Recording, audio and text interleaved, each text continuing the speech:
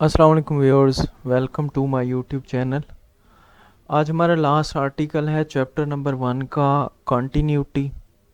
सबसे पहले हम इसकी डेफिनेशन देखेंगे।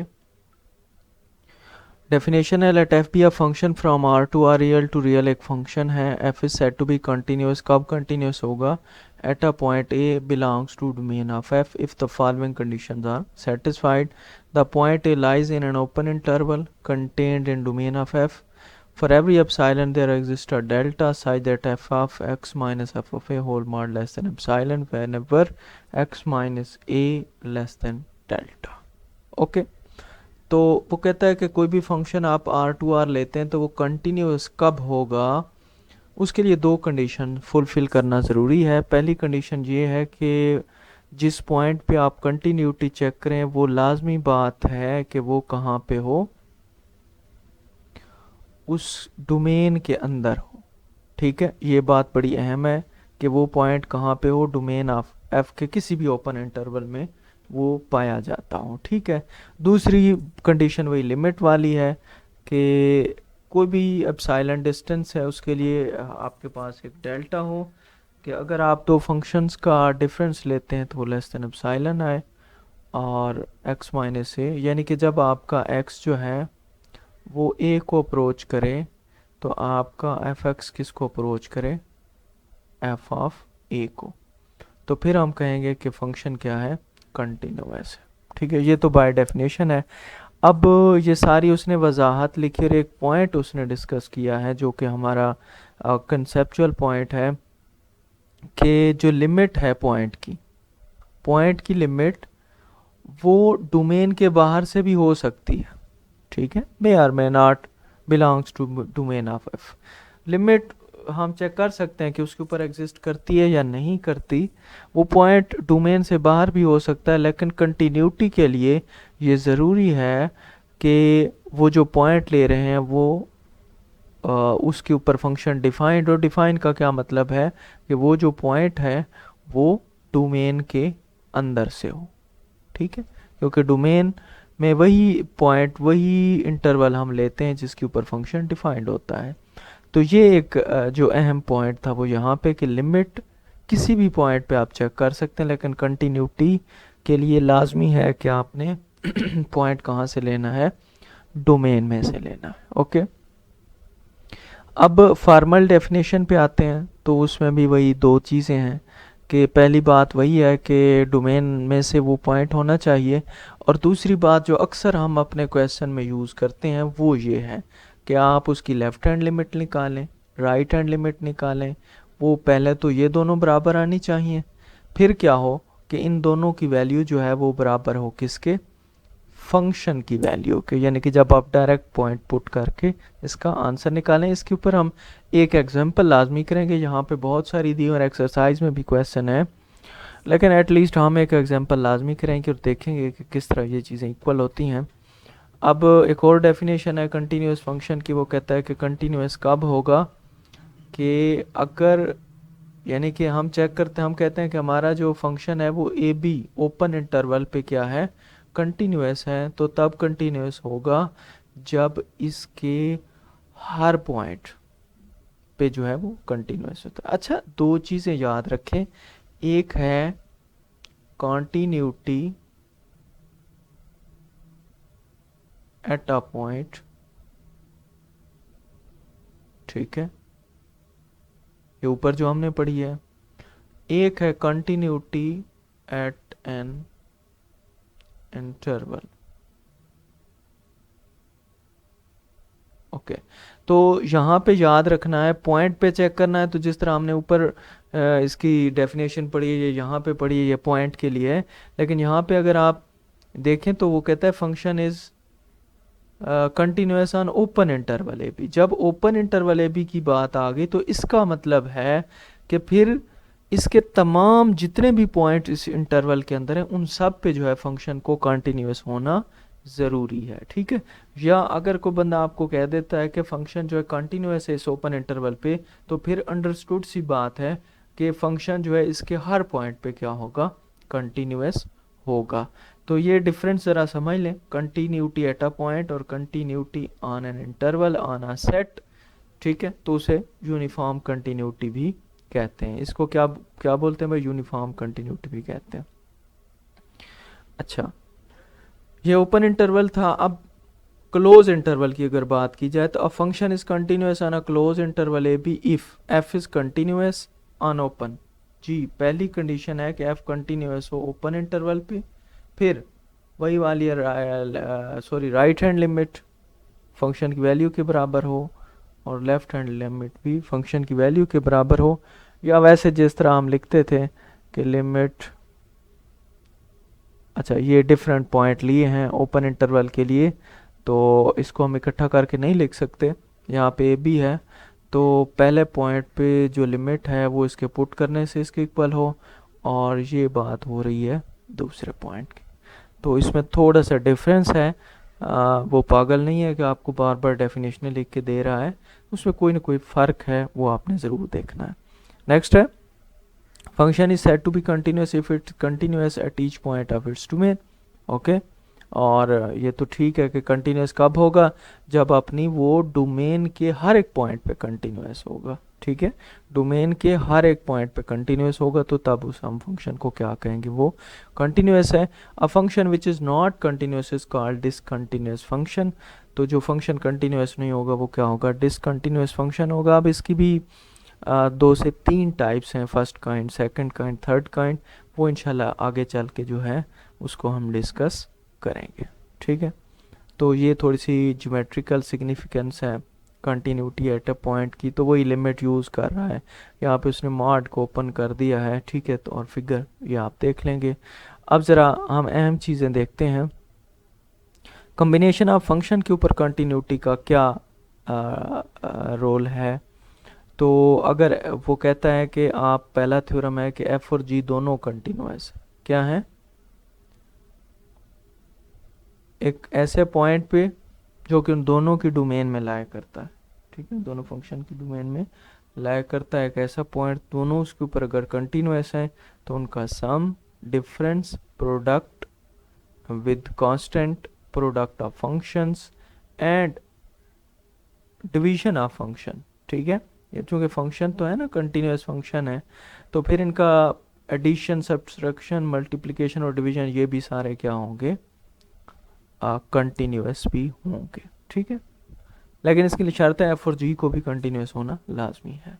अच्छा, नेक्स्ट थ्योरम है हमारा कि अगर एफ और जी कंटिन्यूअस है R to R, if f is continuous at a, g is continuous at b, then the composite function is continuous at a.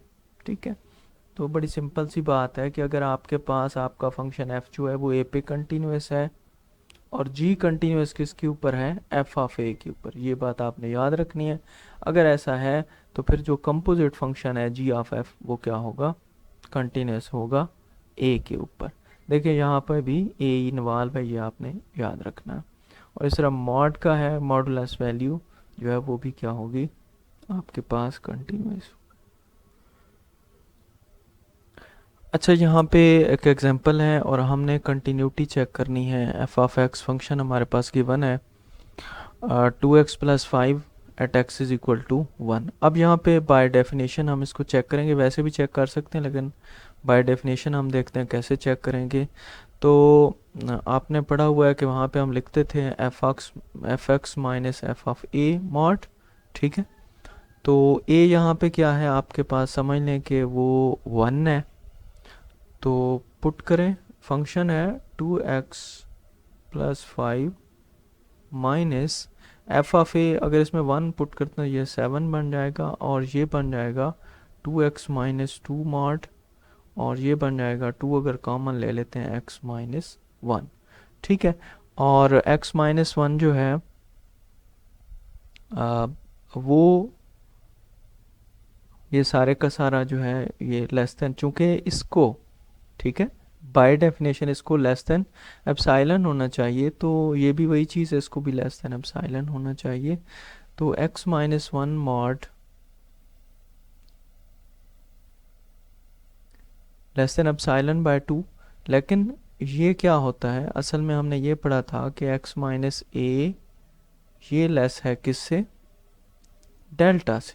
ठीक है, तो इसको अगर कंपेयर करते हैं तो फिर डेल्टा किसके इक्वल आ गया, एप्सिलॉन बाय 2 के। ठीक है, तो अगर इसकी जगह डेल्टा रिप्लेस करते हैं तो x minus a is equal to, sorry, less than delta. ठीक है, यहाँ पे डेल्टा आपने क्या लेना है, एप्सिलॉन बाय 2 लेना है, तो ये आपका सेटिस्फाई हो जाएगा। अल्टरनेटिव मेथड भी दिया हुआ है कि अगर इसके ऊपर आप लिमिट लगाएं यही जवाब है, और अगर आप पॉइंट वही पुट कर दें तब भी यही आंसर है। दो ही काम हमने करने होते हैं, और दूसरा ये भी हमने तो बल्कि इसकी जो कंटिन्यूटी है वो रियल नंबर के ऊपर है, तो ऐसे ही होगा। अच्छा, ये एक नेक्स्ट है, इसका चेक करना है। तो सबसे पहले आप क्या करें कि आप इसकी लेते हैं, मैं इसको थोड़ा सा ना सिंप्लीफाई कर दूं इस फंक्शन को। F of x is equal to, अच्छा, x minus 4 by under root x minus 2। ठीक है, तो अगर मैं 4 डायरेक्ट पुट करता हूँ तो 2 माइनस 2 0, ये अनडिफाइंड हो जाएगा। तो मैं ऊपर वाले को ज़रा तोड़ूंगा, ब्रेक करूंगा, ये बन जाएगा square root x minus 2, square root x minus 2, ये कैंसल आउट हो जाएंगे।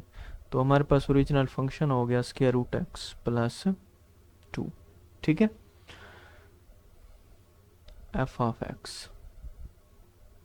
अच्छा, अब यहाँ पे अगर मैं इसकी लेफ्ट हैंड लिमिट लेता हूँ या राइट हैंड लिमिट ले, पहले राइट हैंड ले लेते हैं, सॉरी ये 4 है, इसका आंसर क्या आना है, 4 square root 2 plus 2 is equal to 4। Left hand पे भी यही आंसर आएगा और फंक्शन की वैल्यू भी इसी के बराबर है।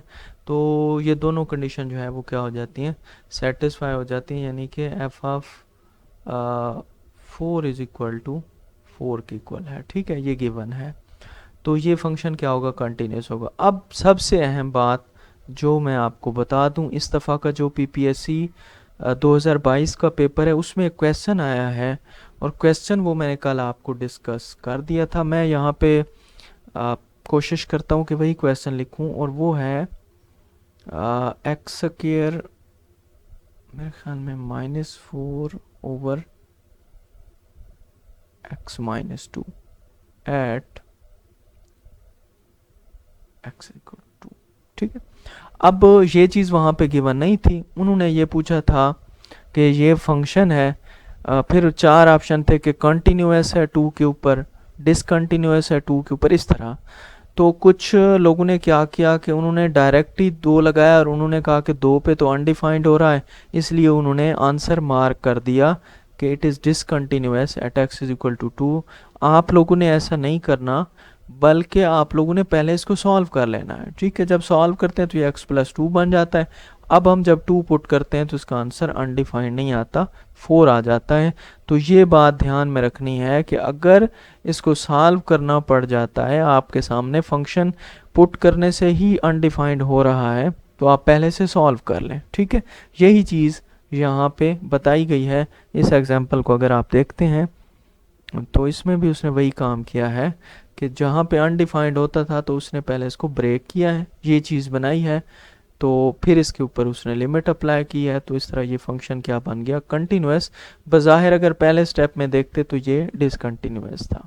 ठीक है, इसी तरह अगर ए के ऊपर कंटिन्यूटी चेक करनी है तो पहले पे लेफ्ट हैंड लिमिट। अब ये भी वही चीज़ है, अगर डायरेक्ट ए पुट कर देते तो ये तो अनडिफाइंड हो जाता, लेकिन क्या है, पहले ऊपर वाले को ब्रेक किया, कैंसल आउट किया, जो कुछ बचा फिर उसके ऊपर लगाया। लेकिन यहाँ पे देखें कि लेफ्ट हैंड और राइट हैंड लिमिट के जवाब इक्वल हैं, 2a है, लेकिन फंक्शन की वैल्यू जो है वो सिंपल a है, तो ये बराबर नहीं हो रही, तो ये फंक्शन कंटिन्यूअस नहीं होगा। चलें जी, नेक्स्ट क्वेश्चन मैं आपके लिए छोड़ रहा हूँ।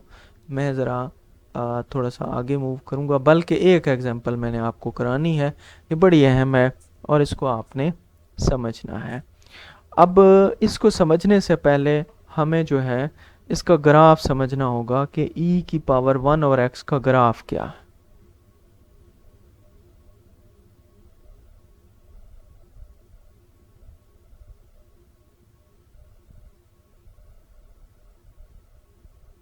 ठीक है, ये e की पावर 1/x का ग्राफ है। ठीक है, अब आप यहाँ पे देखें कि जब हम राइट हैंड लिमिट ले रहे हैं तो हम e की पावर 1/x कॉमन लेते हैं। यहाँ पे देखें इन्होंने कॉमन लिया हुआ है।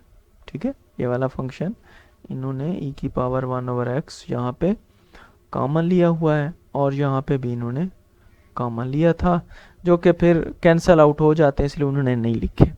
राइट हैंड लिमिट में आप देखते हैं कि वो कॉमन लेता है, लेफ्ट हैंड लिमिट में वो कॉमन नहीं लेता। इसकी क्या रीज़न है, बस यही रीज़न हमने डिस्कस करनी है और यही रीज़न है जो इसे डिसकंटिन्यूअस बना रही है। रीज़न ये है कि ये है आपकी, अगर आप राइट हैंड लिमिट लेते हैं तो आप यहाँ से आएंगे। ठीक है, ये रास्ता है राइट हैंड लिमिट का, और अगर आपने लेफ्ट हैंड लेनी है तो आप फिर ऐसे जाएंगे। ठीक हो गया। अब ज़रा गौर करते हैं, अगर राइट हैंड लिमिट की तरफ राइट हैंड लिमिट हम लेते हैं तो हम ज़ीरो को अप्रोच करेंगे किससे, राइट साइड से।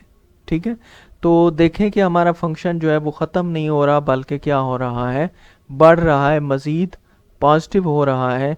तो इसलिए पॉजिटिव चीज़ को दोनों तरफ से हमने अगर कॉमन ले लिया तो उससे कोई फ़र्क नहीं पड़ता। और अब जब लिमिट अप्लाई करेंगे तो 1/e की पावर इन्फिनिटी बनेगा और 1/infinity इज इक्वल टू 0।